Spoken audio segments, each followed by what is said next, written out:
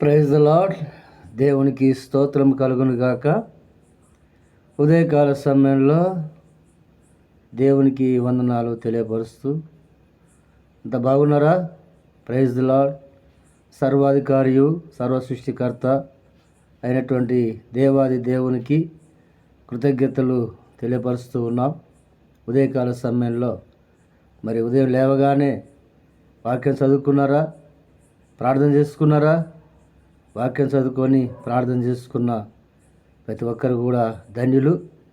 దేవుడు మిమ్మల్ని దీవించును గాక. ఉదయకాల సమయంలో కొద్ది మాటలు, దేవుని యొక్క మాటలు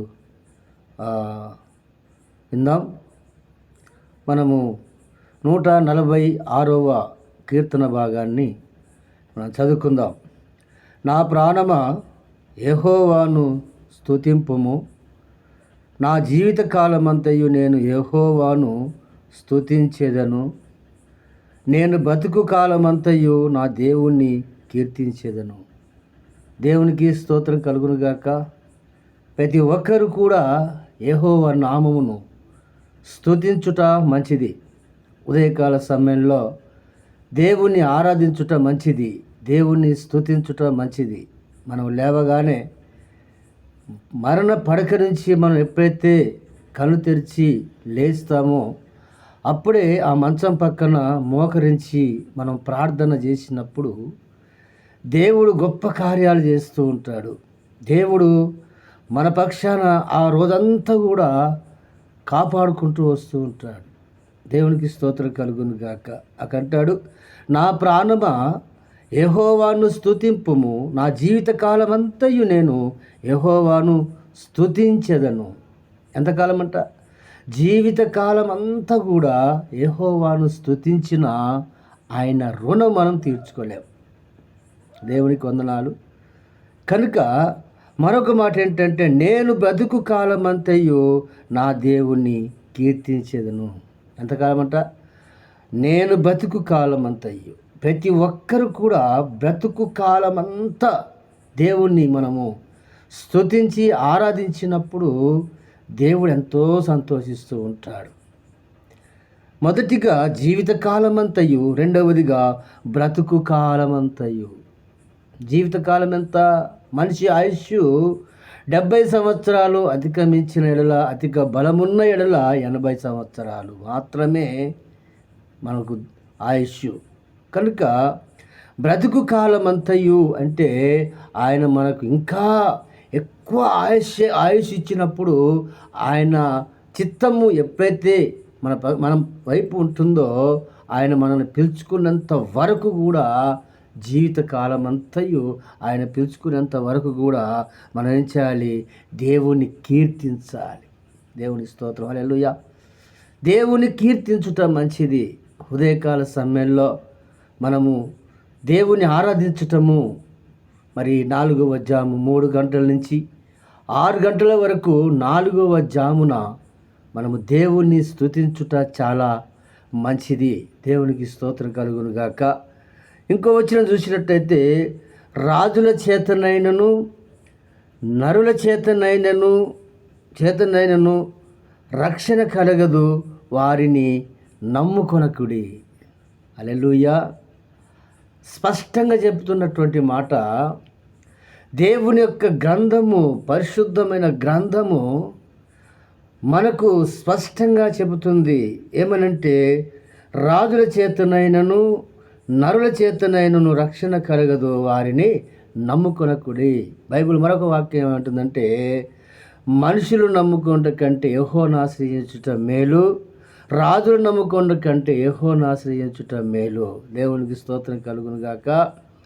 రాజుల కన్నైనను, రాజుల చేతనైనను, రాజుల యొద్దనైనను, మనుషుల యొద్దనైనను, రాజుల వల్లైనను మనుషుల వల్లైనను మనకు రక్షణ కలగదు. కానీ వారిని ఏమంటున్నారంటే నమ్ముకొనవద్దు. ఎవరు నమ్ముకోవాలి?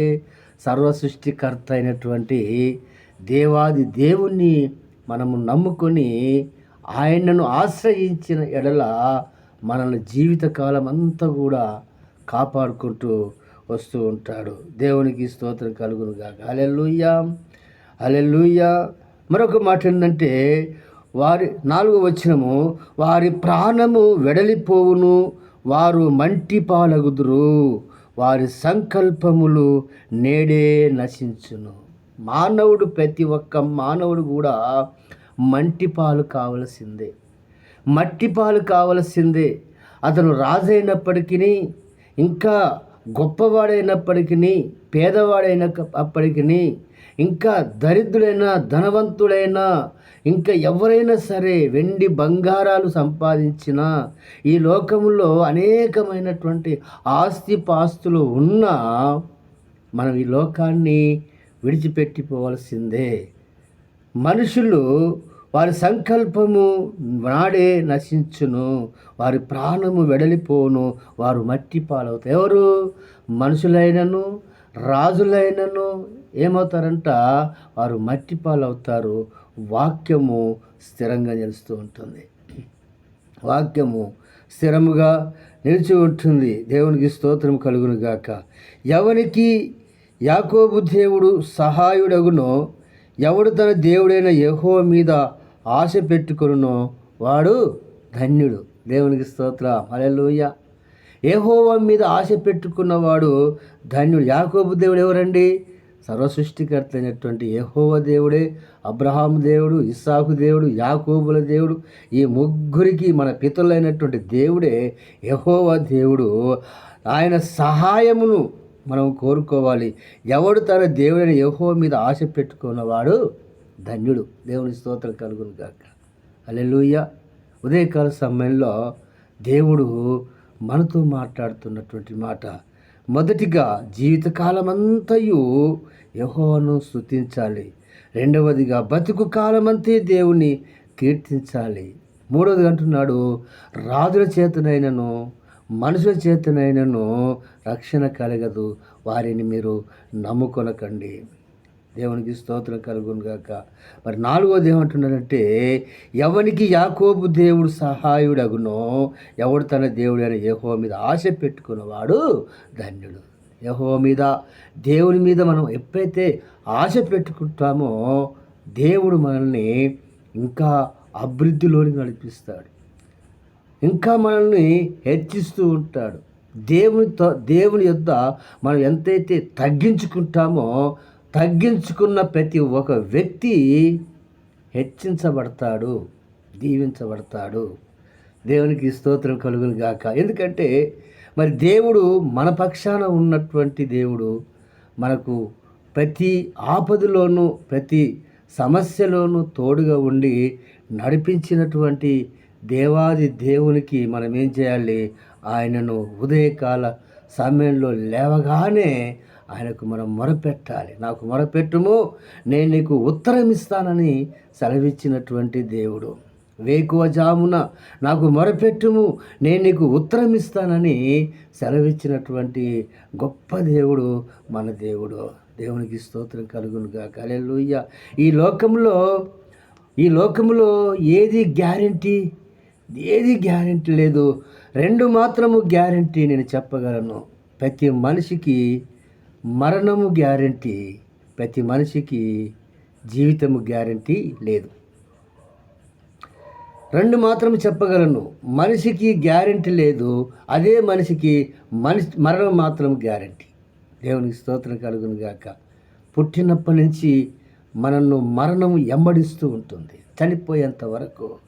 కానీ దేవుని కృప ద్వారా మనము దేవుడే మనల్ని రక్షించుకుంటూ ఉంటాడు. మనము దేవుని వైపు చూస్తూ ఉన్నప్పుడు దేవుడు మనల్ని రక్షిస్తూ ఉంటాడు. ప్రతిదానికి గ్యారెంటీ ఉందేమో కానీ మనిషి జీవితానికి గ్యారెంటీ లేదు. కానీ ఉన్న గ్యారెంటీ ఏంటంటే, గ్యారెంటీగా చెప్పగలను, ప్రతి మానవుడికి మరణము తప్పకుండా వస్తూ ఉంటుంది.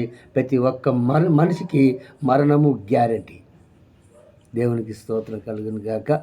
ఉదయకాల సమయంలో ఈ రీతిగా మిమ్మల్ని కలుసుకోవటము సంతోషము, ఎంతో ఆనందము కనుక ఏమైనా దేవుని బిడ్డలారా, దేవునికి స్తోత్రం కలుగును గాక. ఈ లోకములో సంపాదించింది మనం ఏమీ తీసుకొని పోలేము. మన జీవితకాలం అంతయు, మనము బ్రతుకు కాలం అంతయు యెహోవాను ఆరాధిద్దాం, యెహోవాను స్తుతించుదాం, యెహోవాను కీర్తించుదాము. మనుషులను రాజులను నమ్ముకుంట కంటే యెహోవాను ఆశ్రయించుట మేలు. ఎవడైతే యాకోబు దేవుని సహాయం అడుగునో, ఎవడైతే దేవుని మీద యెహోవా మీద ఆశ పెట్టుకొని ఉన్నడో వాడు ధన్యుడు. కనుక మనందరం కూడా దేవుని మీద ఆశ పెట్టుకొని ఉందాం. ఉదయకాల సమయంలో మరి మనమంతా కూడా దేవుని స్తుతిద్దాం. ఎవరైతే ఈ వీడియోను వీక్షిస్తున్నారో, ఎవరైతే ఉదయకాల సమయంలో ఈ వీడియోను మరి చూస్తూ ఉన్నారో వారందరూ కూడా మా యొక్క ఛానల్ను సబ్స్క్రైబ్ చేసుకోండి, లైక్ చేయండి, షేర్ చేయండి. దేవుడు మిమ్మల్ని మీ కుటుంబాలను దీవించి ఆశీర్వదించునుగాక. ఆమేన్. ఆమేన్. దేవునికి వందనాలు.